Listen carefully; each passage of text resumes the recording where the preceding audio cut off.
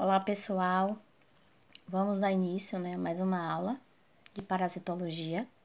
Essa é a nossa penúltima aula do curso e vamos falar sobre protozoários. Na aula passada, eu falei sobre o parasitismo, que é uma interação entre dois ou mais organismos, onde a espécie parasita obtém recursos diariamente de um ou mais indivíduos hospedeiros. Falei que um se prejudica e o outro se beneficia. O endoparasita é o tipo de parasita que se aloja no interior do corpo do hospedeiro. E o ectoparasita é aquele que vive na superfície externa do seu hospedeiro. Os endoparasitas, eles podem ser divididos em parasitas intercelulares e intracelulares. Os parasitas intercelulares vivem em espaços dentro do corpo do hospedeiro, normalmente em locais ricos em nutrientes. Um exemplo, o Ascaris lumbricoides, conhecido popularmente como lombriga, e é o agente causador da ascaridíase. Já os endoparasitas intracelulares vivem dentro das células do hospedeiro, por exemplo, o Plasmodium falciparum, causador da malária. Um outro exemplo de parasita intracelular são os vírus, que é parasita intracelular obrigatório. Ele precisa se alojar no interior de células hospedeiras para realizar suas funções vitais. Protozoários são seres microscópicos, eucariontes, unicelulares e heterótrofos. Pertencem ao reino protista. A maioria deles é aquático de vida livre, mas alguns são parasitas e vivem dentro do corpo de outros seres vivos, inclusive dos humanos. O termo protozoário deriva das palavras em latim proto, primitivo, e zoo, animal, ou seja, animal primitivo. Isso porque já foram considerados animais por serem heterótrofos. Os protozoários apresentam uma grande variedade de formatos e estruturas locomotoras diferentes. O protozoário ciliado se locomove por cílios. Protozoário flagelado locomove-se por flagelos. Protozoários ameboides por pseudópodos, que são prolongamentos do citoplasma. No caso da entamoeba histolítica, que causa amebíase. Protozoário esporozoário. Não possui estruturas especializadas para a locomoção. Um exemplo, o Plasmodium. Reprodução dos protozoários. A reprodução dos protozoários pode ser de forma assexuada, com apenas um organismo envolvido, ou sexuada. Na forma assexuada, o protozoário divide-se ao meio e dá origem a um novo ser. Já na forma sexuada, é comum observar a união de dois indivíduos e a formação de um zigoto que depois se divide e forma novos protozoários. Então, reprodução assexuada, você vê que, observa que ela se divide, ao meio da origem a dois novos protozoários. E reprodução sexuada, junção, de dois protozoários, que forma um zigoto, que vai se dividir e dar origem a novos protozoários. Os protozoários são agentes causadores de muitas doenças. Entre elas, amebíase, doença de Chagas, leishmaniose, malária, toxoplasmose, tricomoníase, giardíase. A toxoplasmose é uma infecção provocada pelo protozoário Toxoplasma gondii. É importante ressaltar que os gatos e outros felinos são hospedeiros definitivos da doença, pois neles ocorre a reprodução sexuada do parasita. Também é importante lembrar que os gatos que vivem em um ambiente doméstico sem acesso à rua e são alimentados exclusivamente com ração possuem chances reduzidas de se contaminar com protozoário. Os gatos adquirem o protozoário ao comerem carne crua, contaminada, como carne de ratos e aves. As principais vias de transmissão da toxoplasmose são via oral, com ingestão de água e alimentos mal lavados e mal cozidos contaminados com o cisto do protozoário, e a forma congênita, que é a transmissão de mãe para filho durante a gestação. é importante lembrar que são raros os casos de transmissão por inalação de aerosóis contaminados, inoculação acidental, transfusão sanguínea e transplante de órgãos. É importante saber que o contato com gatos não causa doença. O perigo está no contato com as fezes contaminadas do felino e no consumo de água contaminada e alimentos mal lavados ou mal cozidos.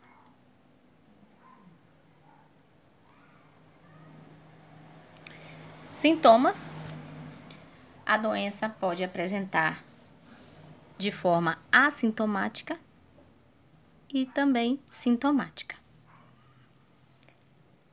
Os seguintes sintomas, merecem destaque, como dor de cabeça e garganta, manchas pelo corpo, confusão mental, convulsões, encefalite, aumento de fígado e baço, problemas, moléstias pulmonares e cardíacas, dificuldade para enxergar que pode evoluir para cegueira, problemas de audição, lesões na retina, e a toxoplasmose congênita pode ocasionar no feto alterações oculares, além de hidrocefalia, microcefalia, retardo mental, convulsões, anemias, problemas no fígado e mais raramente pode ocorrer o aborto e o natimorto.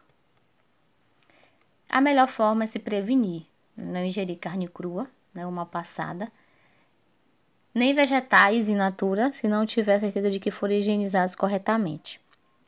Se for retirar a casca, é fundamental lavar primeiro o alimento.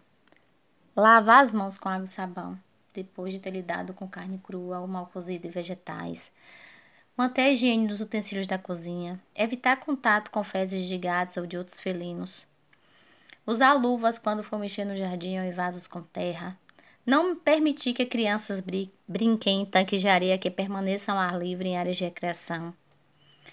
Acostumar o gato a comer somente ração, porque ele bem alimentado, provavelmente ele não vai caçar, roedores ou pássaros que possam estar infectados pelo Toxoplasma gondii.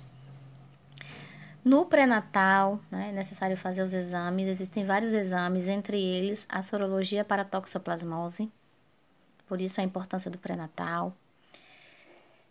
Conviver com gatos não aumenta necessariamente o risco de infecção, que é baixo. Então, muita gente tem preconceito, com o gato. Mas nós vimos que a transmissão pode ocorrer por via oral ou congênita. Vacinar o animal e mantê-lo sob os cuidados de um veterinário, assim como trocar as caixas de areia que utilizam diariamente, são medidas importantes para evitar a infecção pelo Toxoplasma gondii. Uma outra doença é a malária. O agente etiológico é o parasita do gênero Plasmodium, sendo 4 as espécies associadas à malária humana, que é o Plasmodium falciparum, Plasmodium vivax, Malariae e o Plasmodium ovale. Mas no Brasil apenas os 3 primeiros estão presentes. Transmitidos originariamente pela picada do mosquito fêmea do gênero Anopheles, mais conhecido no Brasil como o mosquito prego. Preferindo climas tropicais e subtropicais, o protozoário é dispersado pelo organismo através de trombina, um anticoagulante que possibilita a alimentação do mosquito. Além da picada do mosquito, a malária também pode infectar por contato sanguíneo ou na fase fetal de mãe para filho. A malária é transmitida por meio da picada da fêmea do mosquito Anopheles, infectada por Plasmodium, um tipo de protozoário. Esses mosquitos são mais abundantes ao entardecer e ao amanhecer. Além da picada do mosquito, a malária também pode infectar, por contato sanguíneo e na fase fetal de mãe para filho. O ciclo de transmissão.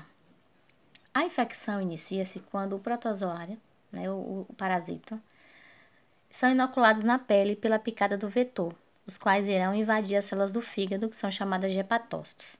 Nessas células, eles se multiplicam e dão origem a milhares de novos parasitos, que rompem os hepatócitos e, caindo na corrente sanguínea, vão invadir as hemácias e dar início à segunda fase do ciclo, chamada de esquizogonia sanguínea. É nessa fase sanguínea que aparecem os sintomas da malária. Na fase sanguínea do ciclo, Os merozoítos formados rompem as hemácias e invadem outras, dando início a ciclos repetitivos de multiplicação eritrocitária. O plasmódio falciparum é mais comum na África e é o que causa a forma mais grave da malária e leva à morte, uma vez que se espalha mais rápido pelo corpo e atinge rapidamente o cérebro, causando a chamada malária cerebral.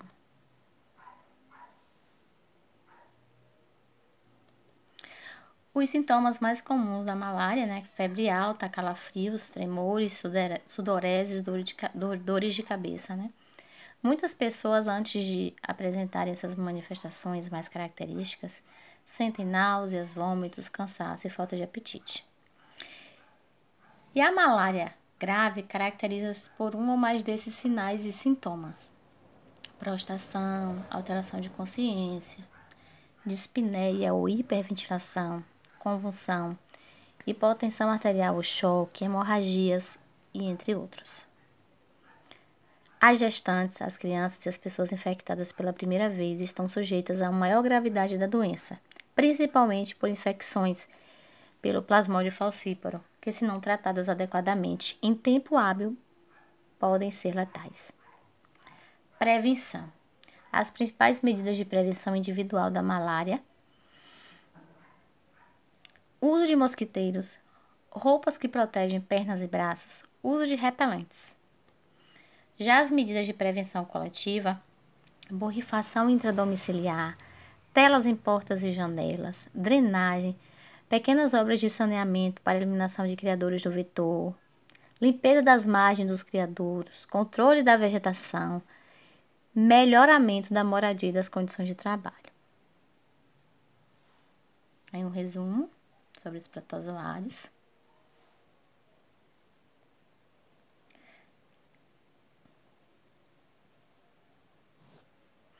Alguém que lutou até o fim nunca será um fracassado, pois a verdadeira derrota é desistir. Eu aguardo vocês na próxima aula para tirarmos as dúvidas.